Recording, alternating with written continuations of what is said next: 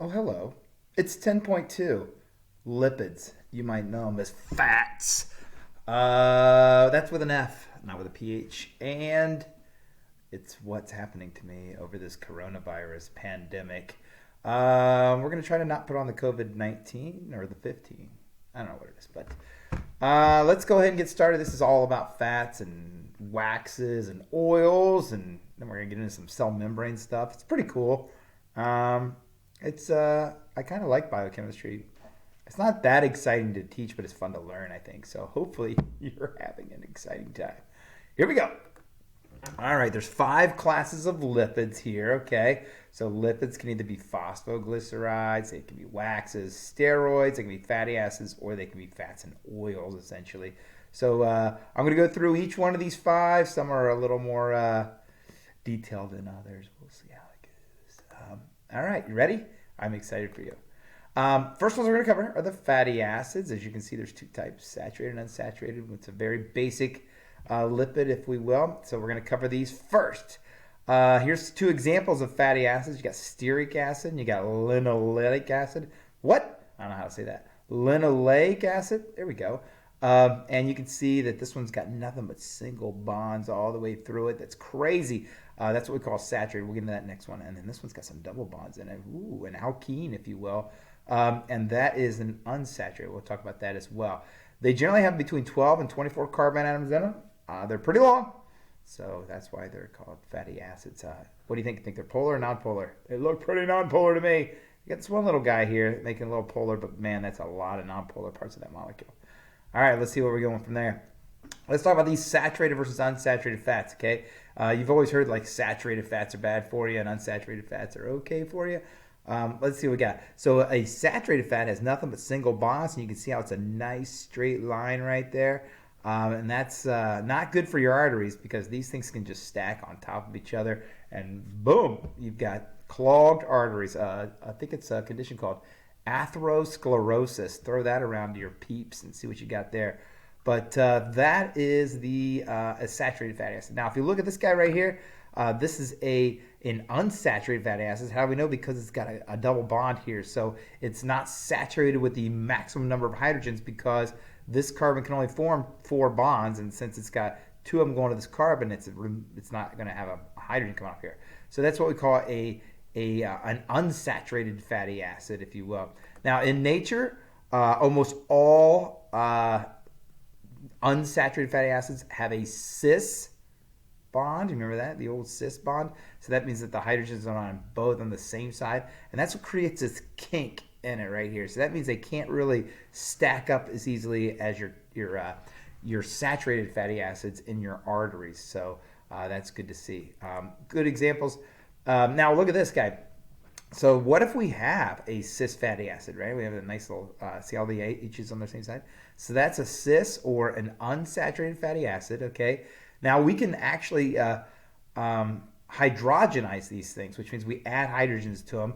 You might have heard of peanut butter being called artificially hydrogenated. And what we do is we add hydrogens to it. So we're literally going to reduce it, if you will, and add hydrogens to it. And you can completely do it, which looks like this. We can literally make an unsaturated fatty acid into a saturated fatty acid.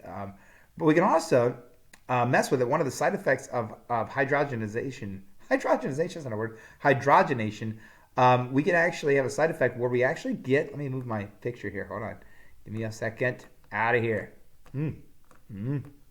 There, okay, finally. If we accidentally, we don't completely hydrogenate it, but we actually partially hydrogenate it, we can still keep the unsaturated fatty acid, but the problem is it's a trans fatty acid. Now, you might have heard those were really big in the 90s and early 2000s, that we did not want to eat fast food restaurants because as we heat up those oils in our skillet, those are cis fatty acids. And as we heat them up, they end up turning into trans fatty acids, which can if you look at them, they can stack up just as easily as a saturated fatty acid. So something to keep in mind if you do that. All right. Let's talk about the next one, fats and oils. Here we go. We're going to talk about fats and oils. There's going to be saturated, unsaturated fats and oils as well. Let's see what we got here. Let me move my picture back down here. Boom. Let's look. First of all fats and oils contain a glycerol and a fatty acid portion. So let's look at glycerol first here. Glycerol is a 3-carbon alcohol here. So you look at this guy right here. There's 1, 2, 3 carbons, and then it's got a hydroxyl group coming off of each carbon. That's what glycerol looks like. Let's put it to use. All right. Here's a glycerol right here, 1 glycerol molecule. And then what we're going to do is we're going to take a fatty acid and we're going to hook it right onto each one of those. We're going to go through something called dehydration synthesis. And so we're going to remove the water with each fatty acid we attach to this glycerol. So we can go ahead and do that. Boom. Look at that. We got an ester bond, which is a carbonyl group, oxygen, and then a carbon. So we got an ester group formed from each one, and it's beautiful. So now that we have this, we call it a triglyceride. So you might have heard of that. Some of your parents might have high triglycerides in their veins, but they have medicine for that. But you want to keep your triglycerides very low in your blood. That means you have a lot of fatty stuff in your blood, which means you're not healthy. It can lead to heart attacks and aneurysms and all kinds of bad stuff. So let's just move on. Let's stay positive here. Okay, here we go. Okay, different types of triglycerides. You can have triglycerides that have the exact same fatty acid coming off of them, no problem there. Or you can have triglycerides that can have more than one type of fatty acid coming off. So it just doesn't matter. But it's essentially, these are what is found in our body's fat cells. And they're for long-term storage. They're not like the glycogen you remember when we were talking about carbs last time. Those are long-term storage, but these are really long-term storage. So you're gonna, when you go running, you're gonna burn the glucose in your blood system, and then you're gonna go to the glyceride, not glyceride. I'm so silly. The glycogen that's in your liver and your muscle cells. That's what you're gonna burn next, and then once all that's depleted, finally we start burning our triglycerides and our lipids and fats and stuff. So that's what we're looking at there. Okay. Look at this. There's a saturated triglyceride. That means this has nothing but carbons and hydrogens all the way around. No double bonds, all single bonds. And then here's what an unsaturated triglyceride looks like. Look, there's a double bond there. And you're like, where's the double bond here? Okay. Well, there isn't one. This is the unsaturated part. These are both saturated parts, and this is an unsaturated fatty acid. So just having one unsaturated fatty acid is enough to consider it to be an unsaturated triglyceride. All right. Look at the difference. Here's what they look like. Check it out, yo. This is a saturated fatty acid. It's Crisco. This is exactly what my grandmother, God rest her soul, she used to cook with this all the time. And in fact, she would make bacon and then save the bacon fat that looked like this under the sink. I don't know why I had such high triglycerides as a kid, but that's what we used to eat all the time. It was delicious. And she lived for a decent amount of time, and I don't know how. She ate this, she smoked, she did everything. I don't get it. But this is what unsaturated is. Like, you think about olive oil or canola oil. That's what they look like. They're look at that. They're generally liquids at room temperatures, fats at room temperatures. So this is like animal fat, and this is like plant oil or plant fat, something like that. That's olives. That's olives. Okay, moving right along with the lipids. Let's go to phosphoglycerides, okay? Some of my favorites. I don't know about the favorites. Also known as phospholipids, okay? You might have heard of this in biology when you talked about the cell membrane and osmosis and stuff like that. It was called the phospholipid bilayer. Here's what it looks like. Essentially, you got your glycerol. You got your glycerol right there. You've got your fatty acids, but look, you only have 2 of them. And then instead of a third fatty acid here, what do we have? It's a phosphate group. So that's why it's called a phosphoglyceride or a phospholipid, all right? So the cool thing about this is that it makes one end of the molecule very polar and one end of the molecule not very polar at all, okay? You guys remember these as like the hydrophobic tails and the polar head, I think, on the phospholipid? I don't know. Okay, here's some examples of different phospholipids or phosphoglycerides. Look, everything's got a glycerol and 2 fatty acids and a phosphate. But then you can put stuff on the phosphate. That's crazy. This one's got choline. This one's got a phenylamine. Let me try this again. A phenylamine? That just rolls off the tongue. And then here's serine right there. So there you go. But they all contain those 3 things if they're a phosphoglyceride.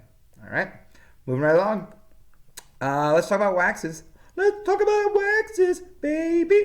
Let's see. So, when you look at this one, we've basically got a carboxylic ester. So remember, an ester is a carbonyl group that's connected to an O that's connected to a C. So there is your ester right there. It's a carboxylic ester. So Essentially, that's the only kind of ester we learned. So, but you look at it, lots of hydrocarbons over here and lots of hydrocarbons over here. Just has the ester in the middle. All right. Steroids is another type of stuff right here. Getting buff.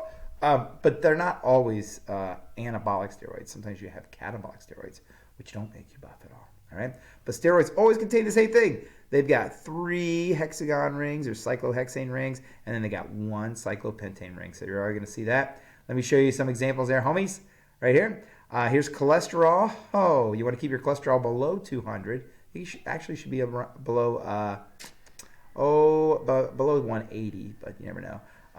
But that's what cholesterol looks like. Look, there's your rings, and then it just has this little guy off to the side. So cholesterol is the steroid in the body. It's essentially goes in your cell membranes, but it can be bad. All right. Here's some other ones. Check them out. Bile salts. I bet you never heard of that. Let's say you're throwing up a lot, and you throw up so much that nothing more comes out, and then you throw up again, and there's this yellow stuff that comes out. It's like really mucusy. That's your bile salts. It's disgusting.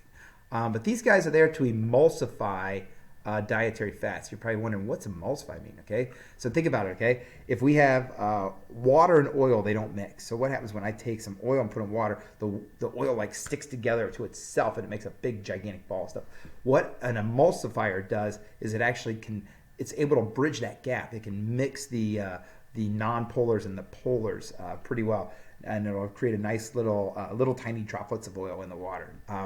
They use this. There's some stuff that people use before they go to the bathroom. It's called poopery, which is nothing more than essential oils that float on top of the water, so your poop smell doesn't get out. But if you just had essential oils in there, it would just conglomerate in little or gigantic chunks of oil over the water. So they put an emulsifier in there to actually kind of get it all to be fine, and it's beautiful. So it helps in digestion when you can do that kind of stuff. So it's in the gallbladder. That's something to keep in mind. So if you ever have your gallbladder removed, you need to make sure that you don't eat too many fats because your bile salts are lacking. All right. Let's see. Here's the phospholipid bilayer. Oh man, it takes me back to when I was a biology teacher. So let's notice here. Okay, right here's your glycerol. Here's your long fatty acids. Those are very hydrophobic or non-polar, okay? And then here is your polar end right here, okay? So this is what you remember from biology right here. You got your polar head, which is your phosphate little guy. It's called a hydrophilic surface. And then you have your tails, which are non-polar. That's these guys right here that go down here. So see how there's 2 of them? There's the 2 of them right there. So what happens is the nonpolar likes to be near the nonpolar, and the polar likes to be on the other side. So what this does is it creates a barrier to get into the cell membrane, because something that's polar gets to about right here and then says, I can't get through the nonpolar part. And then the nonpolar stuff's like, I can't get through the polar part. So we just have channels within these phospholipid bilayer that allow substances in and out. All right. So there you go. That's phospholipid bilayer. That was exciting. And that's it for today. You can see we're going to be covering proteins next.